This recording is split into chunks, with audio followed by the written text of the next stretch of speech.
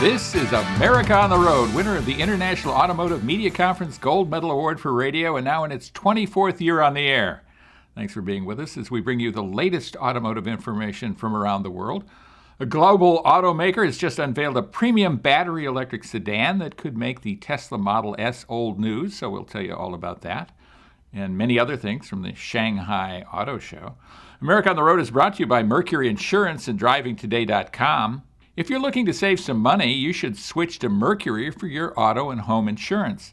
Californians save an average of $670 with Mercury, so imagine how much you could save. Get a quote today at mercuryinsurance.com.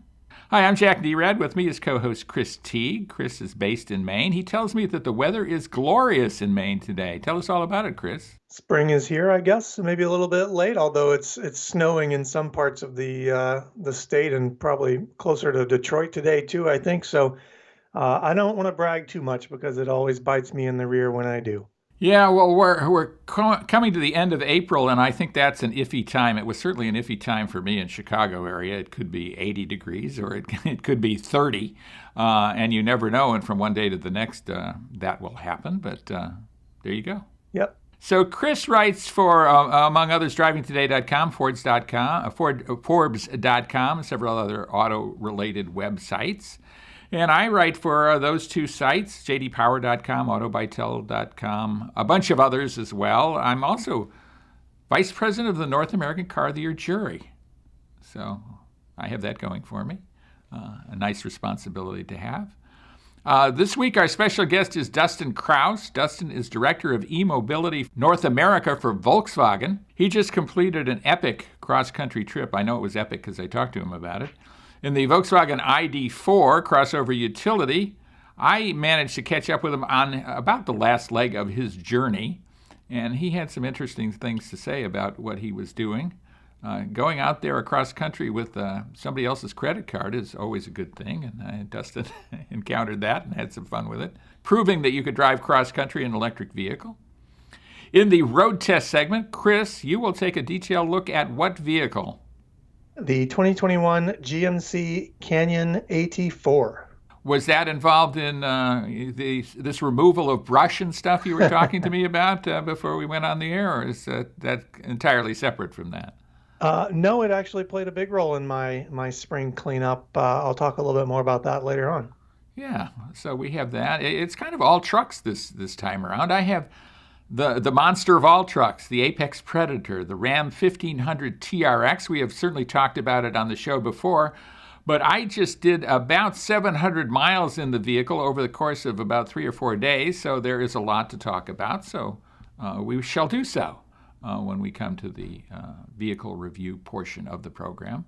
But before that, we're going to talk about news. And one big news item was Mercedes-Benz introduction of their EQS. I would say when you bring in a film director of the stature of James Cameron and a recording artist of the stature of Alicia Keyes into a vehicle event, it's not your average vehicle event. And Mercedes-Benz was certainly trying to establish the EQS, their battery electric sedan, as something other than just another car launch. And I think they were certainly able to do that. It is an amazing car. Essentially, it's going to be their S-Class of the electric vehicles that they launch. And of course, the S-Class is their major sedan, their premier flagship sedan. And it's a pretty cool car. Have you had a chance to take a look at the EQS, Chris? I have. And, I think it's funny. If you don't get bogged down in Twitter, as I do occasionally, people are comparing its look to the Dodge Intrepid from so many years ago. And I don't see that, but I definitely see that. I think it's going to be a very interesting car to drive and to look at. Right. Well, in looking at it, the thing I immediately saw was a Honda Accord of about 2 or 3 generations ago. That's not putting the vehicle down. It's a good-looking car. It is incredibly aerodynamic. I think the coefficient of drag is 0.2. 0.20. It's about as low as any production car I've ever heard of. The other thing that's of major headline news is the amount of electric vehicle range they're offering. Of course, it's an electric vehicle, so that's the only kind of range it has. But it's 480 miles on a charge.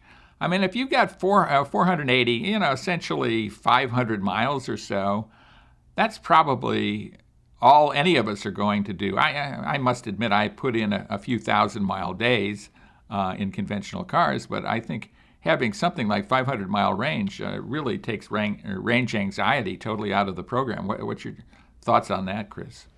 Yeah, I agree with that. That's more, or that's better than many internal combustion engines. Even the most economical ones can manage on a tank of fuel. And for a lot of us right now, and even as people go back to work, that's going to be, a week and a half, a week of driving for most people. So I think it's great. Yeah, it will be interesting, of course. Of course, when you're charging something like six figures for a vehicle, and maybe as much as $150,000, $160,000. You can throw some batteries at it and give yourself some superior range, which, of course, is what Tesla is doing. I think this is a major challenge to the Tesla Model S, which, of course, is getting rather aged. It's been out there a long, long time and has not really been renewed. And that's one of the interesting things about their business and the car business. The car business survives by renewing vehicles over and over again, and Tesla has put them out there and just kind of kept them on the market. And I'm not sure that that's a winning formula going forward against what will be more and more competition, just like the competition from the Mercedes-Benz EQS. Yeah, they've gotten by with some, and more power to them. They've gotten by with some very clever software updates for their cars. Tesla has, but as the time goes forward, where the automakers, the legacy automakers, are rolling out EVs that are able to not only manage the same software updates, but also a regular, overhaul and update cadence. I think it's going to be a big challenge for Tesla, but again, I've said this several times, more choice is better. So not that no knock against Tesla at all, but the more challengers they have, the better for everybody. Yeah, this is an amazing car, the Mercedes-Benz EQS. The thing that dominates the interior is what they call the hyperscreen. This is a screen, it's actually a series of three screens melded together that stretches 56 inches across the cabin, essentially kind of from side window to side window. I mean, we've seen big screens, but this takes big screen to a whole different level. It's actually contoured. It's not flat. There's some contour in it. So that's very, very cool. We talked a little bit about the fact that it's all electric, but power plants could go up to 750 horsepower. I think they're launching with something much less. Not a whole lot less, it's probably over 400 horsepower, but 750 horsepower is where they're going to go with this thing, and it will be offered in various levels. The front end, we talked a bit about the styling. The front end has, instead of a radiator grille, of course there's no need for a radiator grille in an electric car, a flat panel, a black panel that contains a lot of stuff behind it, a lot of sensors are behind it. And then there's the Mercedes-Benz three-pointed star, and there's a LED light band across the front. So this is going to be just a premium luxury sedan in the tradition of the S-Class that, of course, is one of the best sedans on the market and has been for years and years and years. I think that a lot of people will gravitate to this vehicle when it comes to market, and it's going to come to market as soon as this fall. What are your thoughts about how this is going to be received, Chris? Well, if it drives and performs as well as it looks on paper and in photos, I think it'll be a big hit, even at that price point. And as we're going to talk about in just a minute, it doesn't seem to matter to people too much. If you give a premium product with the specs to back it up, they'll pay the price. So I hope it does well. Absolutely. It's going to have cool things like rear wheel steer. I mean, the amount of technology on this is just pretty amazing. And so we shall see what this does in the marketplace. But here's a hint as to how it might do in the marketplace, and that is a very logical competitor of the Mercedes-Benz EQS is the Porsche Taycan. And it is just about to overtake the fabled 911 in sales globally. Porsche will sell more of its all-electric Taycan than it will of the 911. React to that, would you, Chris Teague? React to that. Yeah, just as I mentioned a couple of minutes ago, I looked at this thing, I looked at the Taycan when it came out, and I said, wow, it's an amazing car. I think it has some amazing capability, but it was hard for me at that time to see who was going to pay the price tags because they do climb pretty steep. So I will gladly eat those words that I said to myself. I don't think I ever wrote them anywhere. Thankfully, at this point in time, it would have aged quite a bit like milk. But man, what an interesting trend, huh? Absolutely an interesting trend. Another interesting trend is how important the Chinese market is to global automakers. A couple of examples of that. Of course, the Shanghai Auto Show has taken place this week. I attended that in years past. It's a fascinating show. Volkswagen introduced the ID.4, which is a larger crossover utility that will eventually be sold also in the United States and China, but probably not in Europe. That's fairly interesting, I think. And then Toyota is coming to the battery electric party with a bunch of vehicles it calls the BZ series. That's for beyond zero. They are not just zero emissions, but they're beyond that. They actually suck dirt out of the air, I think is what happens. But they're coming to market as well. So a lot of interesting things going, many of them on the battery electric front.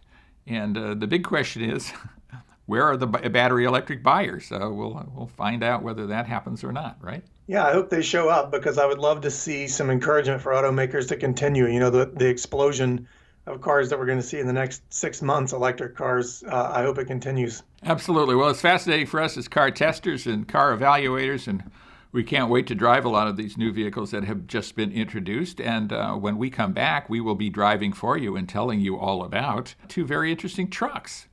And that is the GMC Canyon in AT4 form and the Ram 1500 TRX, the granddaddy of fast trucks. So stay with us for that. With Chris Teague, Jack Nerad with you, and we'll be right back right here on America on the Road.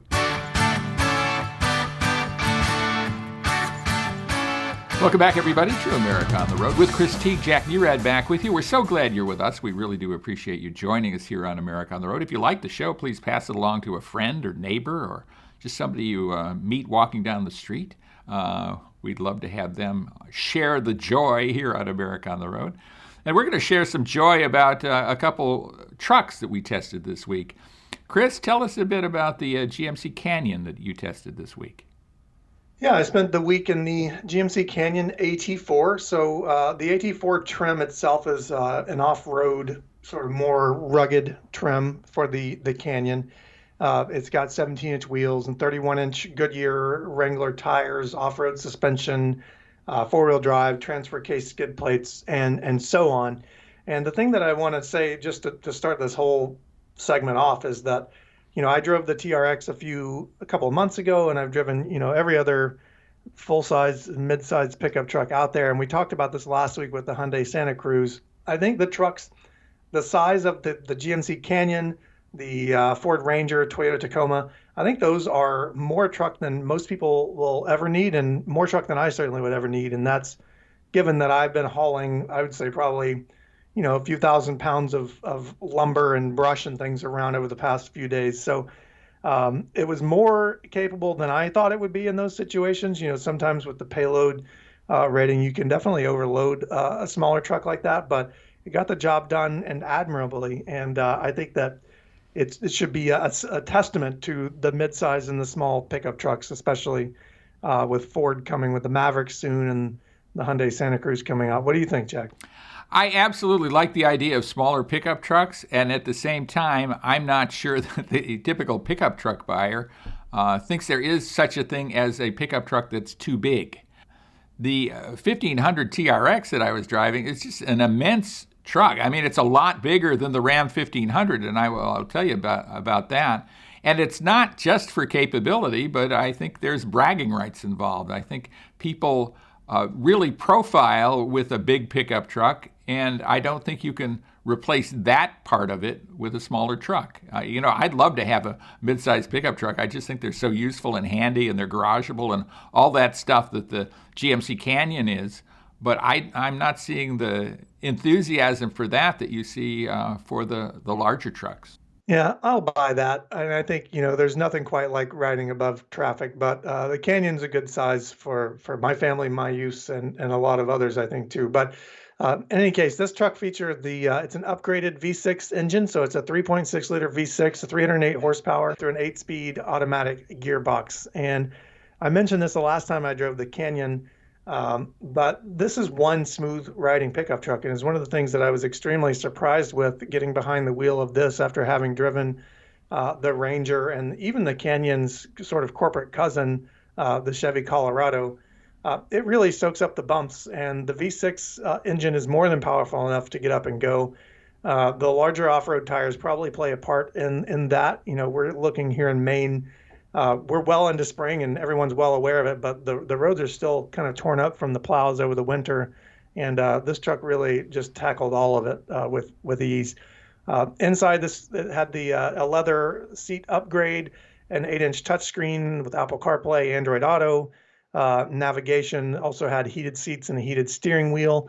And this was I think it's called the Super Cab or the Super Crew, whatever the four-door version of that is.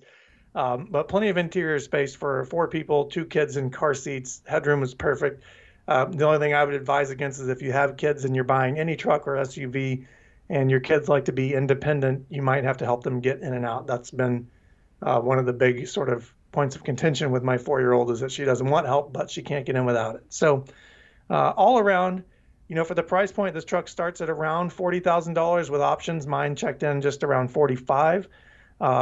You know, you could argue that it's too expensive, but I think there's a lot of functionality here, and the size is just right, especially for people who live in an urban area. Or people who live where you live in Maine, which is not particularly urban, I would take it, right? No, not at all. But New England is surprisingly cramped in places you wouldn't expect it to be. Yeah, certainly. Narrow roads and narrow parking places and all that kind of stuff, and little towns that were founded before the motor car. So an interesting Yes. place to live, I'm certain. Well, I was driving this big, amazing vehicle, and we've talked a bit about it before, but I will get the numbers right in front of you. 702 horsepower, 650 pound-feet of V8 power. Just amazing. So there's a ton of power here. It will go 0 to 60. This is a truck that weighs over 6,000 pounds. It'll go 0 to 60 in 3.7 seconds. It'll do the quarter mile in 12.3 seconds. It's just crazy fast for something that has the aerodynamics of a brick. And that isn't all it will do, is go straight. It goes fast off-road, and I had the chance to do that at some length. And it's just amazing off-road. It has an amazing amount of wheel travel, for example, 13 or 14 inches front and rear. So that's off the charts. That's not something you get from your normal showroom truck. It's all-wheel drive or four-wheel drive all the time, and there's four-wheel drive auto, high, and low settings. This thing is massive, even compared to the very large Ram 1500 crew cab pickup truck. It's taller, it's a lot wider, it's almost 6 inches wider, and it weighs 1,100 pounds more than a Ram 1500, kind of in the same trim. So it's an amazing vehicle, okay? And we've established that it's great off-road. I think I put that out there many times. What I did with my daughter recently was I drove her back from her college. It's about a 3-hour trip, mostly on freeways in California. So you would think this is absolutely not the right place to have a Ram 1500 TRX, have 700 horsepower, you have this off-road dedicated vehicle. I'll tell you, it was a sweetheart. It was like the perfect vehicle to transport her. Plenty of lockable storage inside the cab for all the stuff that we were taking this time around. The pickup truck bed in this particular test vehicle had a mounted spare, a full-size spare mounted in the midst of it. So if you wanted to put stuff in there, you had to kind of litter it around. And we actually did that when I was taking the whole family out to the desert in California, another 2-hour trip. We just put a bunch of stuff in the pickup truck bed, and all was well. This vehicle has a base price of about $72,000. That's a ton of money. But I've got to say, as an all-around vehicle, your point so well taken, Chris, nobody needs a 1500 TRX. This is more capability in many ways than anybody ever needs. But in terms of something you would want and that you could live with day after day, not just go out into the desert and then have the thing sit in the garage or, sit with a tarp over it until you went out in the desert again, sit on a trailer somewhere. This is a day-to-day vehicle you could use absolutely without any hesitation. And at the same time, when you go off-road, it just has mind-blowing capabilities. So the dual-use nature of the TRX, I think, is its special charm. It's just amazing in so many ways. I'll buy that to a point, and I'll argue with you a little bit on the day-to-day until you reach a drive-through, until you need to go to the bank, until you need to drop a letter into a mailbox, and so on and so forth. Well, and maybe you're talking about East Coast drive-thrus versus West Coast, because I did go through a drive-through. I did some of that stuff because I remember you mentioning that when you talked about the vehicle. And, not every drive-through is exactly the same, right? But we actually went to a Chick-fil-A in Santa Maria, and I was concerned. I'm like, okay, am I going to pull into something and I'll never be able to get out? And you know what lines at some drive-thrus are like. Once you're in the line, there's no escaping from it. And this seems like an odd test for the TRX, but it passed with flying colors. I was able to maneuver through that kind of labyrinth and get the chicken nuggets that we wanted to get. I favor the sandwich, actually, but my daughter wanted the nuggets, and off we went. So it will do some of those things. I'm not sure that it's the perfect vehicle to take through the drive-through at the bank, for example, and all of that stuff, but I think largely you can live with this vehicle day to day in a way that you absolutely could not live with a dedicated desert-running truck of a decade ago. Oh, absolutely. And it's, as you said, it's extremely comfortable. And, I think once you put your foot down a couple of times, I think you forget a little bit about those sort of shortcomings. And so I think it's probably a good trade-off for a lot of people. Yeah. I mean, I wasn't on the gas all the time. Of course, when you have 702 horsepower, you don't need all of them, even if you're cruising at maybe a little bit over the speed limit. Not much, If the speed limit was 70, I might have been going 75 or 80. I have to admit that. I don't advocate speeding or violating the law in any way, shape, or form. And we at America on the Road do not advocate that, but maybe it was a mistake. So in any case, really cool vehicles. I think your pickup truck could fit in the bed of my pickup truck, but just very, very cool stuff. Yeah, I can't argue with the cool factor on that one, even though I just spent the previous 5 minutes talking about how trucks need to be smaller. Well, and I understand your point, and there's the rational left side of the brain, and then the emotional right side, or something like that. And both need to be served. Absolutely. Yeah, when we come back, we will be taking your listener questions. So stand by for that. We're preparing ourselves with answers for those questions. So stay with us. We'll be right back right here on America on the Road. Welcome back, everybody, to America on the Road. Jack Nerad here, along with Chris Teague, and it is question and answer time. We take your listener questions and provide answers to you to these intelligent questions that you ask. We have such an intelligent audience. Thanks so much for being with us. We appreciate it. We'd love to get your questions. It's easy to reach us with questions.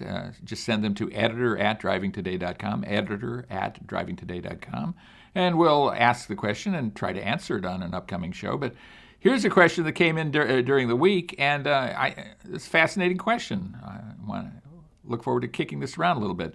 What happened to the station wagon? There used to be a wide variety. Now they're just a handful. Why is that? What's your take on that, Chris? Well, as an auto rider, I think there should be more. No, I'm kidding, but yeah. I do actually think that. I think this is probably a multifaceted answer, but it's most likely due to the rise of the SUV and the crossover. People, reading an article a while ago in Car and Driver, people tend to buy the rugged, quote unquote, versions of station wagons at a much greater clip than they do the sort of standard family wagon. So the thing that I can think of most is that people want the higher driving position and the more rugged characteristics of a crossover or an SUV, and probably to some degree don't realize that a wagon can be just as useful and utility oriented as one of those vehicles. Well, I think this harkens back to the previous segment, Chris, in the right and left sides of the brain, right? I mean, a station wagon for most people will do everything that an SUV will do as a family car, or darn near. Maybe not tow a boat quite as well, but I think old-style station wagons could do that.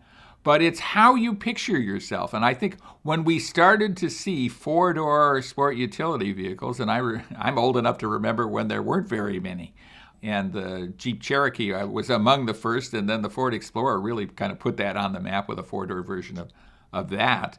But that is what has taken the place of the station wagon. It performs essentially the exact same function as a station wagon. And I think your family is driving what is essentially a cross between a station wagon and an SUV, right? I mean, you're in a Subaru Outback, if I remember correctly. Yeah, and going back to my earlier point, that's doing well on the market because it's more SUV-like than it was in the old days. I say old days. You remember, like 20 years ago, the Outback was a lot smaller than it is now. Right. Right, and most vehicles were a lot smaller than they are now. I mean, true. we have seen vehicle escalation in terms of size across everything. I mean, when you look at a Honda Accord of several generations back, or a Honda Civic or something like that. I mean, back in the day, and I was at the Honda Museum about 3 or 4 months ago. It's incredible how small they were. Even vehicles that we didn't picture necessarily as being so small, how tiny they were. So there has definitely been size escalation, and I think that's had its effect on the station wagon too, as vehicles are bigger, and we have these sport utility vehicles that can replace the station wagon. So all of those things, I think, have led to demise of the station wagon here in the United States. Less so, actually, in Europe. I think station wagons, or that configuration, the estate, as they call them in Europe, is still a pretty popular configuration. Yeah, and for more reasons than one. I joke about the auto rider station wagon connection, but I do wish or hope that they continue, even if we only get a handful a year. We still have minivans, so we should still have some station wagons to buy as well. Absolutely, and you bring up the minivan, and that, of course, is another reason that we don't have station wagons anymore, because the minivan is such a great people and stuff transporter. Not necessarily sporty, not necessarily saying other things about you that indicate you're outdoor-oriented or adventuresome, but they sure do the job of hauling stuff. They do. Well, do you have a question for us? Oh, I do. So this question comes from a reader who is shopping for a car, and they're looking at certified cars, but they want to know the difference, or is it better to buy a certified car than it is to buy a new vehicle, and why? What do you think about that? Well, I think the answer is maybe, and we answer that questions a lot that way on this, because it depends on one's individual circumstances. I think a lot of people picture themselves as either new car buyers or used car buyers, and a certified pre-owned car essentially is somewhere in between, or that's the way I look at it. They're all fairly recent vehicles. It's very rare that you're going to see a certified vehicle that's older than, say, four model years old. So they're late model, put it that way. They have warranty coverage. Oftentimes there's even financing, special financing on them. So they have a lot of advantages that new cars have, and yet they're 2 or 3 years old. So you can weigh the benefits of having a brand new car or having a car that has been broken in a bit and is much less expensive. What's your take on that? I think you're right. I think you, in some ways, you let someone else get rid of the depreciation for you, or at least a little bit of it, and then you have a vehicle that has been tested and certified by, a factory-backed dealership. Having written about this extensively, I can say, you'll see certified, quote-unquote certified cars at all sorts of different car lots around the country, but I think it's important, if you're going to go the certified route, to make sure that you're actually getting a factory-backed certified car instead of a, Jim's used car lot certified car. And no offense to Jim, I'm sure his certification is great, but it doesn't carry the same weight as an auto manufacturer. So I think under the right circumstances, it can be a great way to save a few $1,000s and still get a car that has at least been, thoroughly picked over by people who know what they're doing and are willing to back it with a warranty. I agree with that 100%. I think in the right circumstances, a certified pre-owned car is a really smart buy. And in some cases, I can absolutely see the desire to buy a brand new car that nobody has ever driven before, or largely, And that's exciting too. So two sides of that same coin. There always is. True enough. And when we come back, we will be doing our interview with Dustin Krause, who has driven cross country on Volkswagen's dime because he is their director of eMobility. So we'll talk with him about his journey, about his trek, when we come back. So with Chris Teague, Jack Nerad with you. Thanks so much for being with us right here on America on the Road. Welcome back, everybody, to America on the Road. Jack Nerad with you, and we are on location at Del Amo Shopping Center in Southern California, in Torrance, California, near to my digs, near to where I live, so that's kind of cool. With us, a great guest. Dustin Krause has had a great journey. I can tell you that even from overhearing what you've said for the past few minutes. But number one, thanks for being with us. Thank you.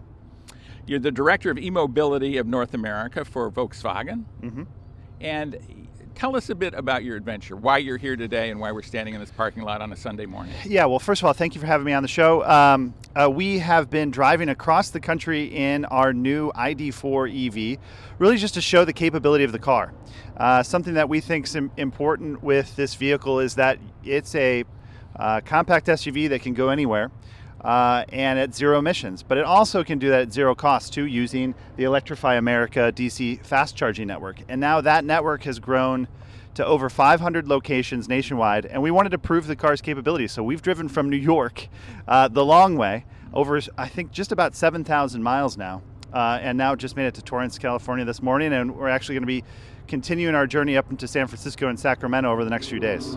Very cool. And you're going to end up in Sacramento as opposed to in San Francisco? Yeah, we want to see some of the officials from California and celebrate with them. EVs while they're still here in office, right?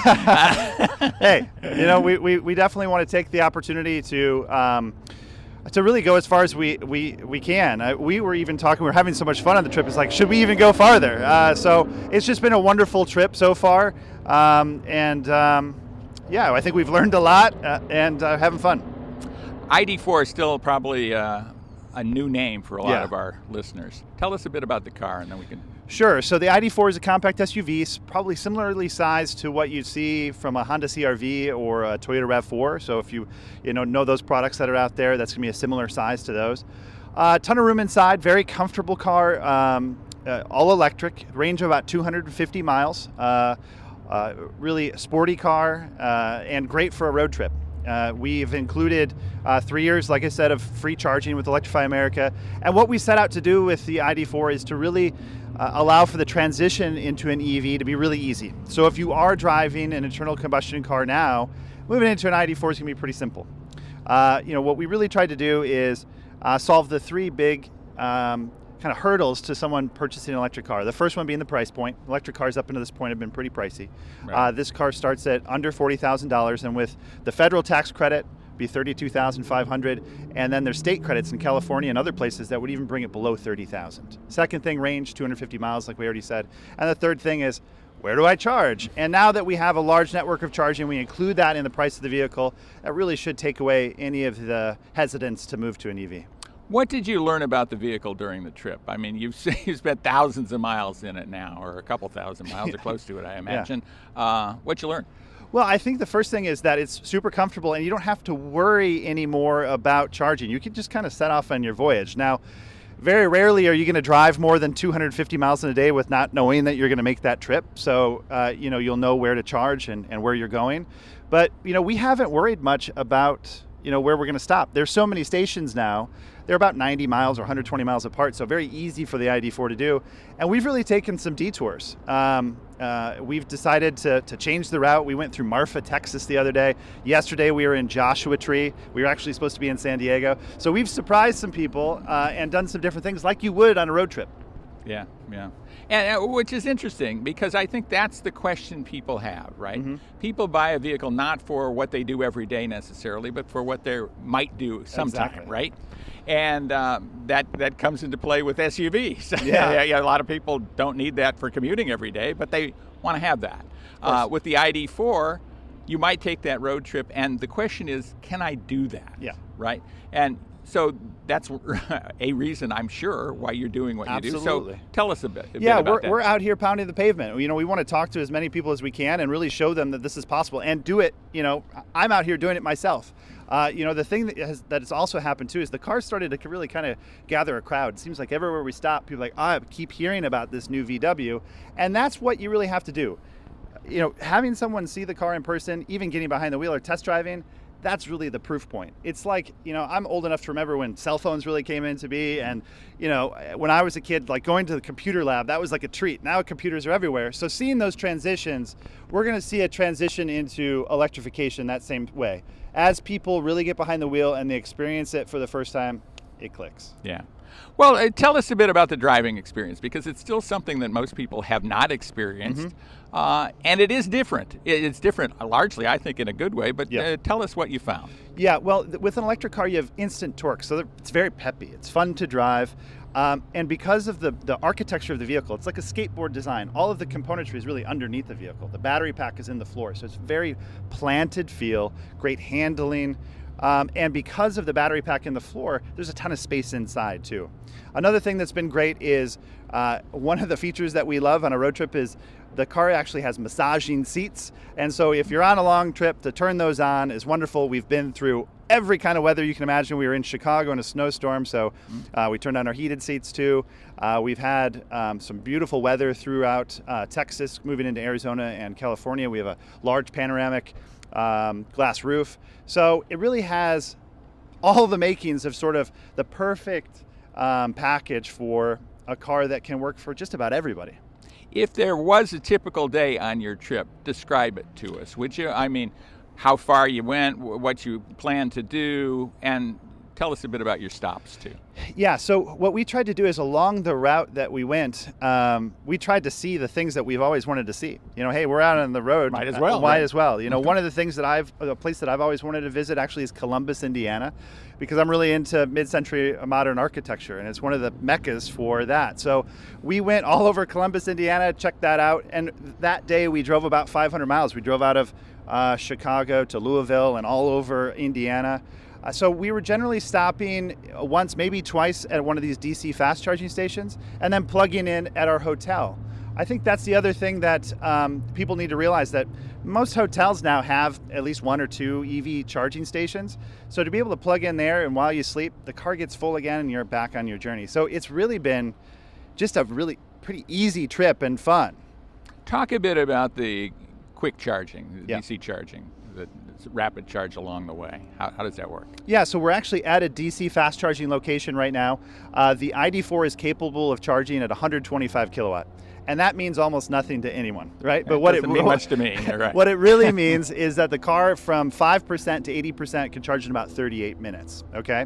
That means it charges really quickly. But you've got to think, most of the time we roll into these stations with actually quite a bit more than 5%. We're in between, we're trying to go to... You probably wouldn't want to get to 5%, well, right? It would be a little iffy. Well, you could. Sometimes you roll into a gas station. At 5%, you still actually have a pretty good amount of range. But usually we're stopping in between locations so we can do that. So when we stop at one of these spots, maybe we're at 15 or 20%, and we're only stopping maybe for 20 minutes. We go into one of the locations where these are. They're usually at big box retailers or malls or somewhere like that. So you can go in, you can use the restroom, you can get a drink, you come out, you're ready to go again. It's really quite easy. It's the stop you would have made anyways, even in your internal combustion car. And that's what we want to get to with electric cars, right? Is make it essentially seamless. And it seems like we're getting there. You stop every 3 hours or so for a little break, 20 minutes out of the car, 30 minutes out of the car, probably getting a drink or taking... Buy a break or something. Exactly. And then you get back in the car and you go. And so we've been averaging, I think, somewhere around 500 miles a day is what we drive. Sometimes even a little bit more, and quite a few excursions that we've taken. Let's talk about some of those excursions. Mm-hmm. What are some of the just fun things that you did? I mean, you're kind of turned loose with a bank account, right? A little bit, but we were good. I mean, there were a lot of late nights with fast food, unfortunately, and we didn't always stay at the nicest hotels because a road trip is about kind of the journey. So we just went wherever we kind of wanted to go. We had a lot of freedom with that. It drove some of the folks in our PR department probably nuts. But we had a great time. One of the best excursions that we had was actually going to Savannah, Georgia. It wasn't actually on our route to go there, But we decided last minute to say, well, it's only 15 minutes more if we go through good Savannah. Choice. Yeah, absolutely good choice. And what I learned about Savannah, I'd never been there, is it's got about everything. There's the ocean there. It's a beautiful scenery, a great place to be. So we just had a great time there. And we've explored everything. We went to Houston, Dallas, Austin. We went to Marfa, Texas, which is really far south, and went out of the way to do that. And I think that, what drove you to? Well, Marfa, I'm really Texas? into art. It's a town that is known for some kind of funky art and being a little bit off the beaten path. And I'd always heard about it, and it's so hard to get to. It kind of ticked two boxes to prove that you can get there. For one, an electric car, and the second one, and get back. I'd always wanted to go. Right. So that's what we did. Okay. And what's a highlight for you?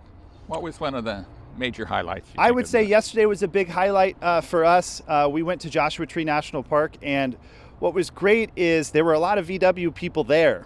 There was a lot of folks in the old Westphalia buses and old dune buggies and things, and it was just great to be part of that VW culture where these folks were there. They weren't expecting to see us there because we took a bit of a diversion and just wanted to check it out ourselves.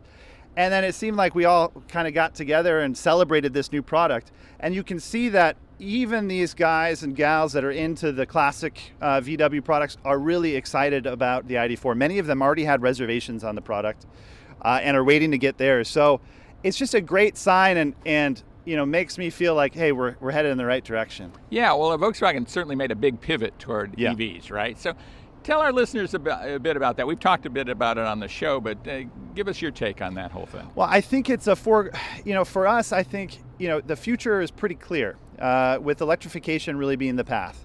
You're starting to see that on the roadways now too. And with consumers saying that their next car that they're considering purchasing is probably going to be electric. We know this from all the research that we do. So that makes a lot of sense for us. And it is a pivot. It's a totally different kind of product. It's in many ways right now a more sophisticated customer set too. These people really know a lot about the product. So it's going to be a transitionary period, and we're working with our dealers, we're working with customers, and we're making sure that we do this in a very thoughtful way. And that's why we wanted to come out with the ID.4 first. It's the heart of the most popular segment of the American market. That's what everybody's buying right now. So how can we make the biggest impact the soonest? And that's what the ID.4 represents. When somebody buys an ID.4 or they buy another electric from Volkswagen, and you are using public charging stations on this trip, do you recommend that they put in a charging station at their home? What's your take on that? Yeah, so Electrify America also has an arm called Electrify Home. We recommend their home wall box is what they call it. It's a 240 volt home charger. And we do recommend that you put in some home charging system. It's usually very inexpensive to do, somewhere maybe between $1,000 and $1,500.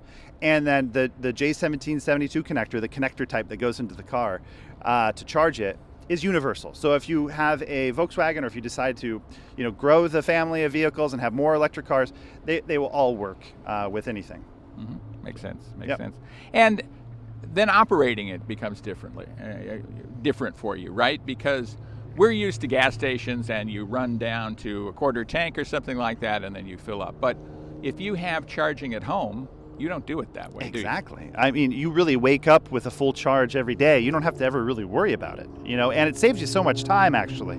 I haven't driven a gas car in a long time, but I've had to rent them before, and it's the most annoying thing is before you have to return a rental car is you have to fill it up with gas. It's like, I hate going to the gas station, So you get used to that lifestyle. And, the other thing is I've been working with electric cars for almost the last 15 years, and what was really eye-opening about this trip is that when I first started doing long trips like this in EVs, and I'd done them before, I had to stop at KOA campgrounds and plug into a plug and wait 2.5 hours. Right. Now I could get across the country, have really wild experiences, and not even have to really worry about it at all, because there's always Electrify America station pretty nearby. Mm-hmm.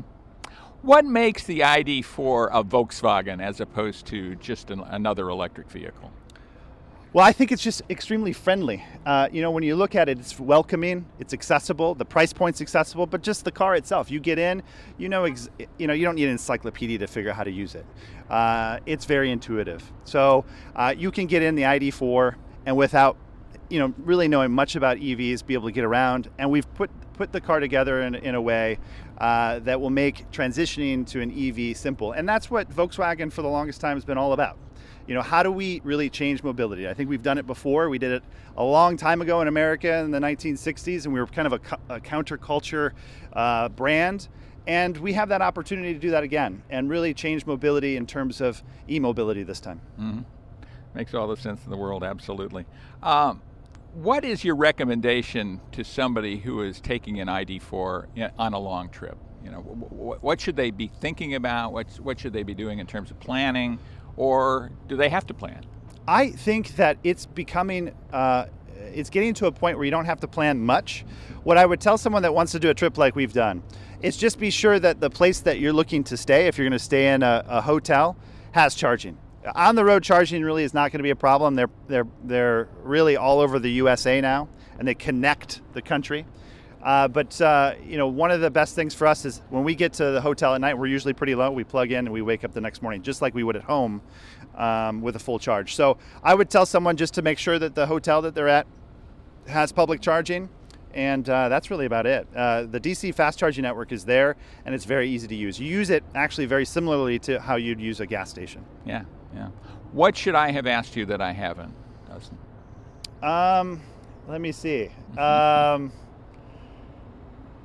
It's a freebie. You can say anything you want. Yeah, well, I would say, I've driven across the country before, and when I've done that, I almost always am like, oh, my back, I'm so sore. But I got to tell you, with ID.4, the seats are so comfortable, and the features of the car with, we have integrated wireless CarPlay and other things, so we're playing our playlists that we have with our songs. It's just an enjoyable experience. So I think the thing for me is, and I was even surprised about it, I was like, wow, 20-some days on the road. Am I going to be able to last? And really, I'm fine. We drove in from You seem to be fine. Yeah, we drove in early from You're walking around, you're mobile.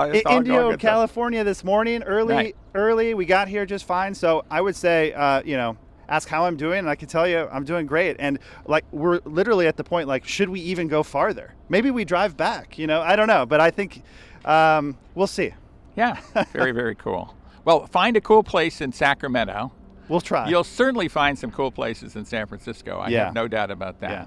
Yeah. Have a blast the rest of your trip. Thanks for stopping off to talk with us on America on the Road. I really appreciate it. So Dustin Krause, thanks for being with us. Thank you very much. And stay with us, everybody. We'll be right back right here on America on the Road. And that was our interview with Dustin Krause. He's Director of eMobility North America for Volkswagen. What a great trip he had. It was exciting. I wish I could have come along, at least for one of those legs or two. So that was exciting. And it's always exciting to spend time with Chris Teague. I'm actually seated in a hotel room in Austin, Texas. He is in Maine today, and we're doing this cross country. And thanks so much for being with us, Chris. I appreciate you talking to me. Thank you so much for having me, Jack. I am infinitely jealous of your ability to travel at the moment, but I will tell everyone, if you like what you heard and you enjoyed listening to us, go ahead and hit like and subscribe wherever you get your podcasts. It will help us continue to get in front of more people and grow, and hopefully bring them along for the ride, if I can talk today. And I think you can talk today. You've talked very well today, and as always, Chris, so thanks for co-hosting with us. I'd love to remind our listeners that I have a book out there called The GR Factor, Unleashing the Undeniable Power of the Golden Rule, that is available for sale on Amazon, Barnes & Noble, at local bookstores. So please support your local businesses, of course, in this very difficult time for many of them. And thanks so much to Mercury Insurance for helping to sponsor the show. We do appreciate that. And most of all, we appreciate you being with us. Thanks for joining us again this week on America on the Road, and join us again next time. With Chris Teague, Jack Nerad signing off here on this edition of America on the Road.